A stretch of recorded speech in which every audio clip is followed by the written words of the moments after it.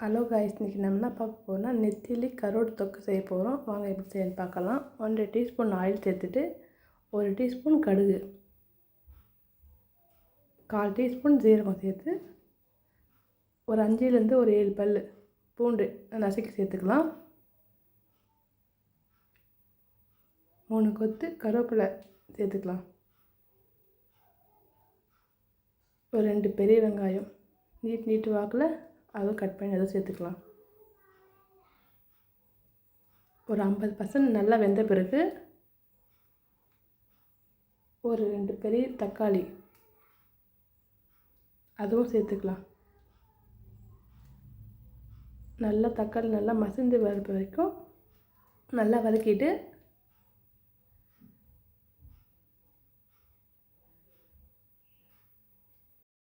கால் teaspoon மஞ்சள், 2 teaspoon வீட்டில் அரைச்ச மிளகாத்தூள் சேர்த்துக்கலாம்.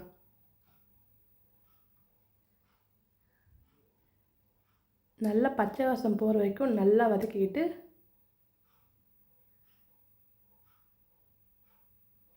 நெத்திலி தலைலாம் எடுத்துகிட்டு நல்லா க்ளீன் பண்ணி அதுவும் இப்போ சேர்த்துக்கலாம்.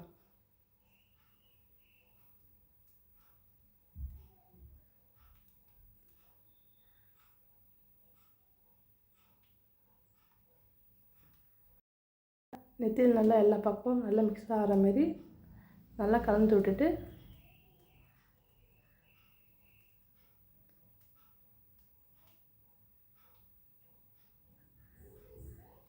இப்போ தண்ணி சேர்த்துக்கலாம். இப்போ நான் ஒரு டம்ளர் தண்ணி சேர்த்துருக்கேன்.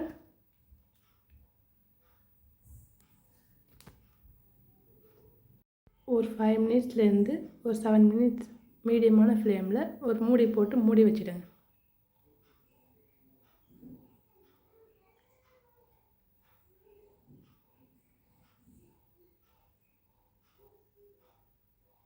ஒரு 7 மினிட்ஸ் ஆன பிறகு திறந்து பார்த்தீங்கன்னா இந்த டைமில் உப்பு இல்லைன்னா உப்பு சேர்த்துக்குங்க. உப்பு சேர்த்துட்டு ஹை ஃப்ளேமில் வச்சு நல்லா கொதி கொடுங்க. நல்லா சுண்டி வரட்டும்.